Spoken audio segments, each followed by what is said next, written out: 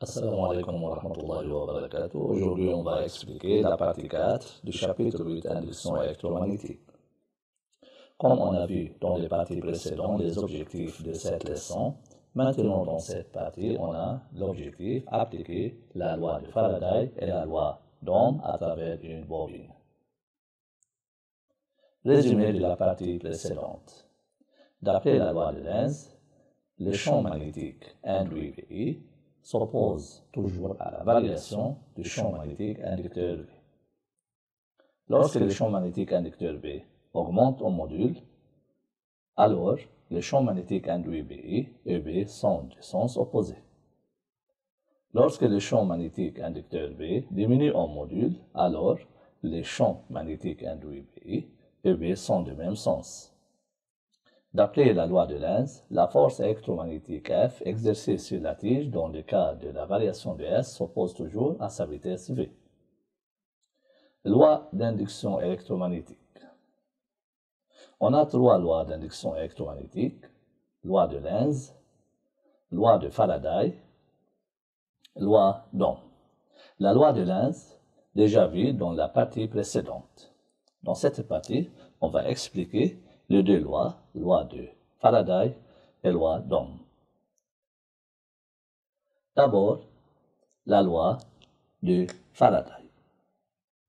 La force électromotrice induite E dans un circuit à l'instant T est égale à l'opposé de la dérivée par rapport au temps du flux magnétique traversant le circuit. Formule E est égale moins dérivée de phi par rapport à T. Phi est le flux magnétique exprimé en Weber, T est le temps exprimé en secondes, E est la force électromotrice induite exprimée en volts. Cette loi de Faraday sert à déterminer la valeur algébrique de la force électromotrice induite E. Cette grandeur algébrique est obtenue selon la variation du flux magnétique. Lorsque phi est constante, la dérivée de phi par rapport à T est nulle, alors E égale à 0. Donc, dans ces cas, pas d'induction électromagnétique.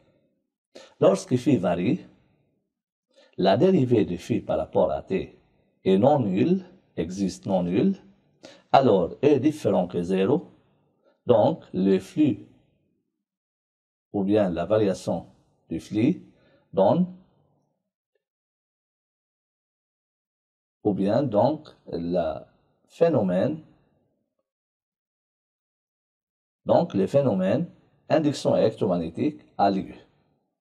Cette variation de phi peut être variation de premier degré, variation de second degré, variation sinusoïdale, variation exponentielle, etc. Loi d'Ohm. La force électromotrice induite E dans un circuit induit est proportionnelle à l'intensité du courant induit I qui le traverse. La constante de proportionnalité est la somme de R ou bien R total. E est égal I fois R total. E est la force électromotrice induite exprimée en volts. I est l'intensité du courant induit exprimée en ampères.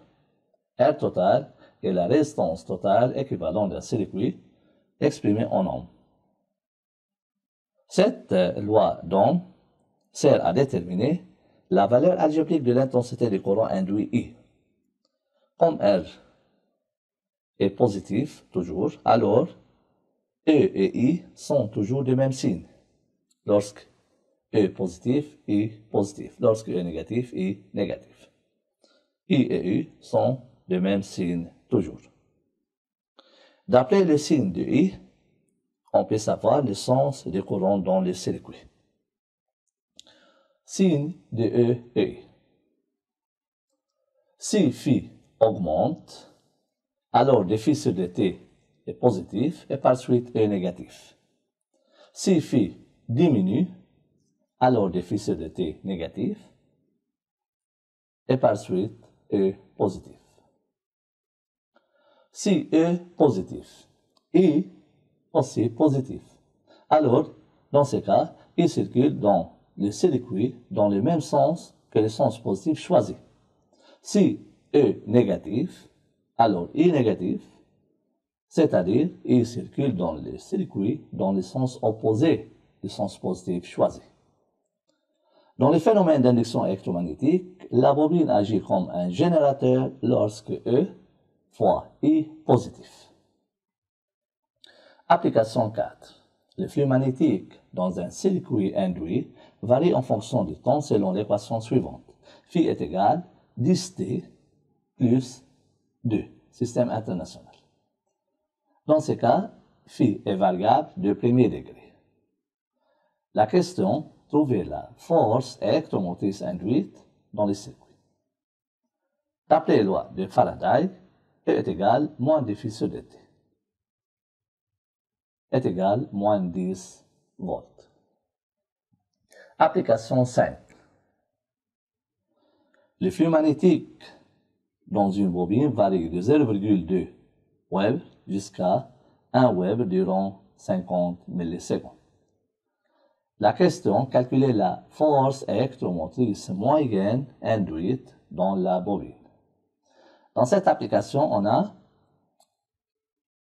le flux magnétique initial qui est 0,2 Web et le flux magnétique final qui est 1 Web et la durée de variation qui est 50 millisecondes.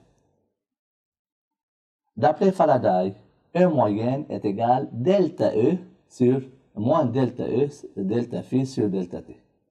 Alors, d'après la loi de Faraday, E moyenne est égal à moins delta phi sur delta T. Delta phi, c'est-à-dire phi final moins phi initial. Delta T, c'est-à-dire T final moins T initial. Alors, E moyenne est égal à moins phi final moins phi initial divise T final moins T initial est égal à moins 1 moins 0,2 divise 50 fois 10 exposant moins 3 est égal à moins 16 volts. Loi d'induction électromagnétique. Variation de l'angle formé entre B et N. Dans cette figure, on a une bobine de N spire qui tourne par rapport à un axe de rotation verticale delta dans un champ magnétique uniforme. Champ magnétique uniforme, c'est-à-dire que le vecteur B est constant en vecteur. Alors, constante en module, en sens, en direction. Il n'y a pas de variation de B. Lorsque la bobine tourne autour delta, alors le vecteur unitaire normal N fait une rotation ou bien la même rotation de la bobine. Donc, et parce que N est toujours perpendiculaire au plan de la bobine, alors N effectue la même rotation de la bobine. Donc, l'angle formé entre B et N, l'angle θ formé entre B et N, varie durant cette rotation entre 0 et 2 kπ. La rotation de cette bobine peut être uniformément variée, accélérée ou décélérée, peut être variée. Si la bobine tourne avec une vitesse angulaire constante, c'est le cas d'une rotation uniforme, alors la vitesse angulaire θ' égale oméga égale constante, tourne avec une vitesse constante. Expression du flux magnétique phi. Phi est égal NBS cosinus entre B et N est égal NBS cosinus θ.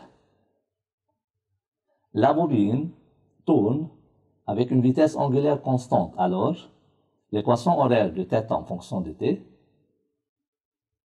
est variable de premier degré. θ égale θ'T plus θ0 est égal oméga T plus θ0. Donc, on obtient phi est égal NBS cosinus oméga T plus θ0. Phi est égal phi m ou bien phi max cosinus oméga T plus θ0. Phi max ou bien phi m représente NBS. C'est la valeur maximale de phi. Comme vous voyez, phi et l'expression ou bien de forme sinusoïdale. Alors, phi varie sinusoïdalement entre plus phi m et moins phi m. Expression de la force électromotrice induite, E. D'après la loi de Faraday, E est égal à moins de phi sur dt. Comme on a vu, phi varie sinusoïdalement, on fait la dérivée de phi par rapport à t et on multiplie par moins. Alors, E est égal à nbs oméga sinus oméga t plus θ 0. Ce qui donne E est égal à Em sinus oméga t plus θ 0. Em, c'est la valeur maximale de la force électromotrice induite, représente nbs oméga. Le coefficient multiplié par les lignes trigonométriques sinus oméga t plus θ 0. Dans cette figure, on a une représentation de E en fonction de t. Cette représentation est prise pour θ 0 égale 0. Comme vous voyez, E varie en fonction de t sinusoïdalement. Elle change le signe 2 fois pendant une période, tantôt positif, tantôt négatif. Expression du courant induit I. D'après loi d'Ohm, I est égal à E sur R total. Et déjà calculé, nbs oméga sinus oméga t plus θ 0 divise R total égale nbs oméga sur R total, le tout multiplié par sinus oméga t plus θ 0. On obtient I est égal à Im sinus oméga t plus θ 0, où Im représente la valeur maximale de l'intensité du courant induit. Alors, comme vous voyez, I est de forme sinusoïdale. Alors, elle varie entre les deux valeurs extrêmes, plus Im et moins Im. Comme vous voyez, I varie sinusoïdalement. Cette représentation de I en fonction de t est prise pour θ 0 égale 0. Résumé. Loi d'induction électromagnétique. Loi de Faraday. E est égal à moins dérivée du flux magnétique par rapport à t. Loi d'Ohm. I est égal à E sur R total. Loi est la loi de Lenz. Dans le cas où la bobine tourne à une vitesse angulaire oméga constante, alors θ est égal à oméga t plus θ 0. Phi est égal à phi m cosinus oméga t plus θ 0. E est égal à Em cosinus oméga t plus θ 0. Et I est égal à Em sinus oméga t plus θ 0.